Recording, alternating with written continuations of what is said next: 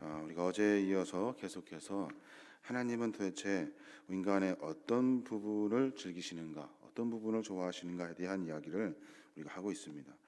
하나님은 우리의 내면에 우리 마음을 감찰하시고 우리 안에 있는 다른 화려한 것들보다 내면의 진실과 정직과 의로운 삶을 하나님은 기뻐하신다라고 성경은 우리에게 분명히 가르쳐주고 있습니다.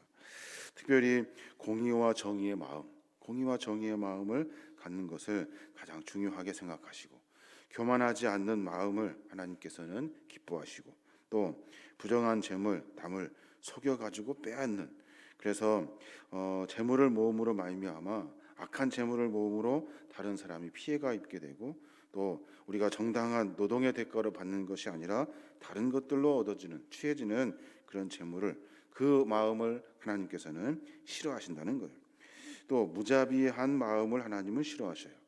그리고 말씀처럼 귀를 막아 가난한 자의 부르짖는 소리를 듣지 아니하면 자기의 부르짖을 때도 들을 자가 없으리라 말씀하시면서 우리 마음 가운데 늘 남을 도우려 하는 마음, 그 사랑의 마음을 가져야 된다라고 이야기해주고 있는 겁니다. 오늘은 어떤 마음을 하나님께서 이야기하시냐면, 오늘은 쾌락을 즐기려고 하는 마음을 하나님이 싫어하신다는 거예요. 쾌락을 즐기려 하는 마음.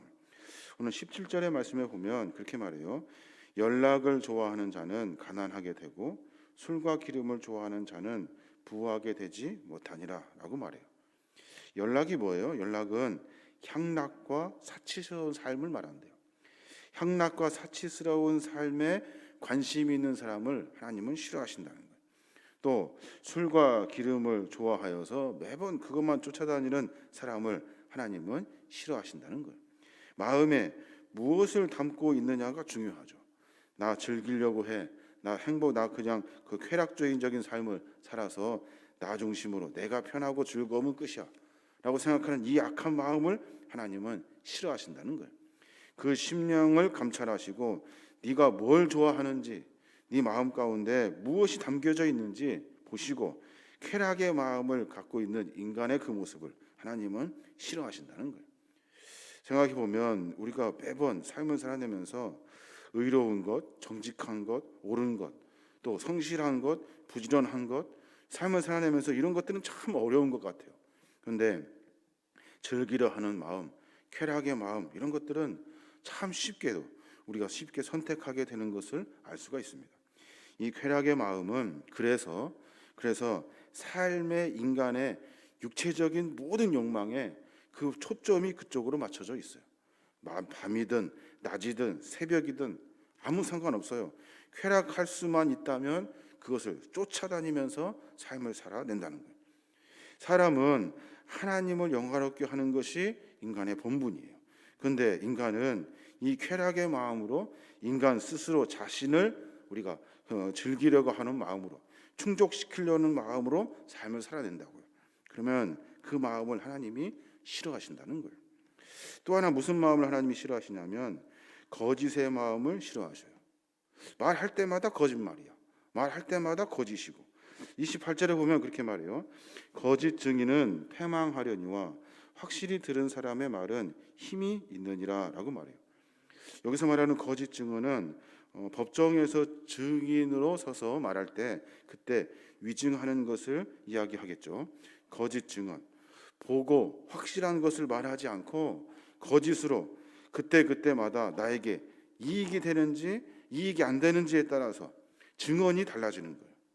그러면 그 사람뿐만이 아니라 그 상대방의 원고나 피고 어느 쪽에서 그 편에 서서 그 사람들을 이렇게 몰아붙여 가지고 악한 일들을 하게 되는 거예요. 하나님은 거짓의 마음을 싫어하셔요. 왜 그럴까요?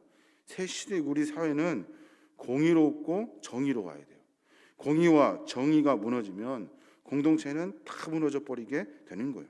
국가나 사회의 절대적인 통치자고 주권자이신 하나님께서 이 세상을 만들어 놓으셨는데 인간이 공동체로 묶여 살아가면서 그 안에 거짓의 마음으로 이 공의와 정의를 다 무너뜨려 버린다고요. 검찰의 기소권의 문제를 가지고 검찰 개혁의 이야기들을 지금 수도 없이 이야기하고 있어요. 왜 그러냐면 거짓 증언 때문에 그래요. 기소권을 마음대로 남발한다고요? 그냥 막 잡아다가 막 수사를 해요. 이런 이런 절제되지 않는, 앞뒤 재지 않는 이런 기소권들을 개혁하여서 공의와 정의를 세워내어야 하는 거예요. 언론도 마찬가지예요. 책임 있는 보도를 해야 되잖아요. 그런데 책임 있는 보도를 하지 않아요. 그냥 막 토막 자르듯이 어느 한 부분만 이야기해서 막 소문을 내듯이 막 이야기를 해요. 아니면 말고 식으로 계속해서 뉴스를 낸다고요. 그 잘못된 이야기들을, 어떤 정치적인 이슈의 것들을 가지고 몰아붙이는데 언론이 쓰여지고 있다는 거예요. 그러면 사회는 공의롭지도 정의롭지도 않은 세상이 되는 거예요. 이 세상이 어떻게 되겠습니까? 완전히 그냥 다 무너져 버리고 마는 거예요. 하나님은 이 거짓의 마음을 싫어하신다는 거예요. 진실이니 사실이니? 라고 하나님이 물으셔요. 네가 말하는 것이 사실이니? 라고 매번 묻고 계신다고요. 그런데 그것을 싸그리 다 무시해버리고 그냥 자기 멋대로 사랑한다는 거예요. 이 거짓의 마음을 하나님이 싫어하신대요. 이런 마음을 갖는 사람들, 공의롭고 정의롭지 않은 마음, 교만한 마음, 부정한 재물을 취하려고 매번 혈안이 되어 있는 마음, 무자비한 마음, 쾌락을 쫓는 마음, 거짓의 말을 하는 그런 거짓의 마음을 가진 사람이 어떻게 되는지에 대해서 성경은 또 이야기해요. 어떻게 되냐면 궁핍하게 된대요. 궁핍하게 된대요. 처음에는 좀 뭔가 부자가 될 것 같죠. 뭐 이렇게 자기가 취할 수 있는 것을 쫓아다니니까, 코앞에 있는 것 쫓아다니니까 금방 부해질 것 같아요. 그런데 결국에는 궁핍하게 된대요. 20절에 그렇게 말해요. 보면 지혜 있는 자의 집에는 귀한 보배와 기름이 있으나 미련한 자는 이것을 다 삼켜 버리느니라. 여기서 말하는 보배와 기름은 하나님이 그의 삶 가운데 하나씩 채워 주시는 거예요. 보배와 기름은 하나님 안에서 참 기쁨을 누리는 복된 삶을 의미하고 있는 거예요. 그런데 미련한 자는 어떻게 돼요?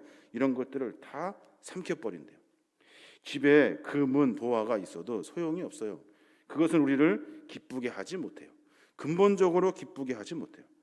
우리를 기쁘게 하는 것은 하나님께 영광을 돌리고 하나님의 은혜를 받아 사는 것이 기쁨의 삶인 거예요. 근데 인간은 그것 쫓지 아니하고 세상의 보화 보물을 찾으면서 살게 된다고. 궁핍하게 된다는 거예요. 궁극적으로 궁핍하게 되는 거예요. 그러니까 이 시험에 우리가 빠져들어서는 안 돼요.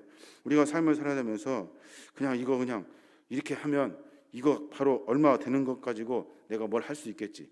내가 거짓말하면, 내가 이렇게 부정한 일들을 하면, 이거 하면 내가 뭐가 되겠지.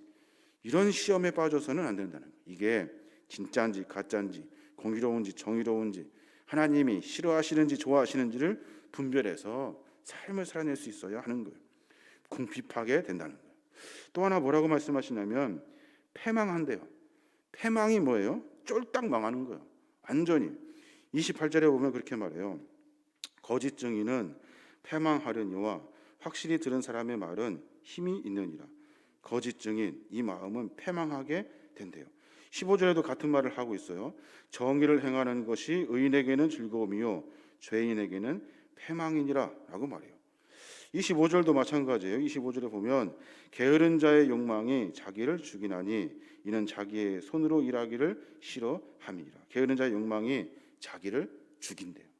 이 욕망이 우리를 죽인다는 거예요. 자, 여러분, 하나님은 우리에게 거룩한 마음을 갖기를 원하셔요. 순간순간마다 무엇이 옳고 그른지 분별할 수 있도록 하나님 우리에게 성령님으로 말씀하여 주셔요. 근데 인간의 욕심으로, 인간의 이 악한 습성으로 삶을 결정하고 나아가면 궁극적으로 패망하게 되는 거예요. 결국 다 그냥 망하게 되는 거예요. 이 사실을 분명하게 깨달아야 하는 겁니다. 악인들도 삶의 분명한 목표가 있을 거예요. 뭐 얼마큼 뭘 취하겠다, 부를 축적하겠다, 뭐 명예를 얻겠다, 권세를 얻겠다 하는 이런 삶의 목표가 있겠죠. 그 목표에 과연 소망이 있냐는 거예요. 소망이. 성경은 그러한 욕심의 목표는 소망이 없다는 거예요. 우리의 소망은 어디에 있어야 됩니까? 우리는 하나님의 은혜로 말미암아 삶을 살아내는 거예요. 애매한 이야기 같지만 삶의 목표는, 삶을 살아내는 우리의 삶의 목표는 하나님 보시기에 합당한가, 정의로운가, 옳은가, 하나님이 이 일을 기뻐하시는가, 이것이 하나님의 영광된 삶이 되는 거예요. 어렵죠. 이거 매번 이렇게 손해 나는 것 같고 나만 바보 같은 짓 하는 것 같고 그래요. 그런데 우리는 멀리 봐야 돼요. 우리는 멀리, 더 멀리 하나님이 우리를 통해서 무엇을 하시길 원하시는지를 그 중심으로 삶을 살아내어야 하는 거예요. 그렇지 않으면 우리는 망하고 만나는 겁니다. 우리 당대에 안 망했다 칩시다. 우리 자녀들이 그 마음을 보고 배우고 삶을 살아요. 그 자녀들이 또 안 망했다 칩시다. 그 다음에 자녀들이 또 더 악한 마음을 보고 배워요. 그러면서 이 모든 것들이 다 하나님 안에서 궁극적으로 결론적으로는 패망하게 되고 죽게 되고 망하게 되는 일들이라. 세상은 하나님이 창조하셨어요. 창조하실 때 하나님은 이 세상을 통해서 영광 받기를 원하셔요. 무슨 영광입니까? 하나님이 기뻐하시는 일을 할 수 있는 것이 영광이에요. 이것이 우리가 인간이 하는 궁극적인 목적이에요. 근데 그걸 다 잃어버리고 자기 중심으로 살아요. 자기 중심으로. 하나님은 그 마음을 싫어하신다는 거예요. 패망하게 하시고 궁극적으로 망하게 하신다는 거예요. 우리 마음을 점검해 봐야 돼요. 내가 정의롭고 공의로운 마음이 있는가? 또 내가 교만한가? 또 부정한 재물을 취하는 거에 내가 즐기고 있진 않은가? 또 무자비한 마음을 가져서 가난한 사람들 무시하면서 나누기를 싫어하는 마음이 혹시 있는가?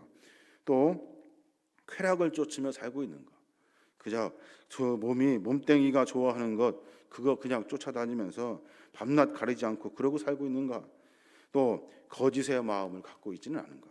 진실을 말할 수 있는 입술이 나에게 있는가? 한번 생각해 봐야 하는 거예요. 우리의 마음을 이렇게 점검해 내므로 말미암아 우리는 하나님의 참 보배와 기름을 얻게 돼요. 하나님의 참 기쁨의 백성이 되는 거예요. 이런 삶을 통해서 우리가 하나님께 영광 돌리게 되는 겁니다. 오늘 하루 가운데 삶을 점검하여서 우리의 마음을 다시 다잡아야 해요. 우리의 삶에 하나님이 기뻐하시는 마음으로 다시 정비해서 하나님 보시기 합당한 믿음의 삶을 살아내시는 저와 여러분이 되시길 주님의 이름으로 축원합니다.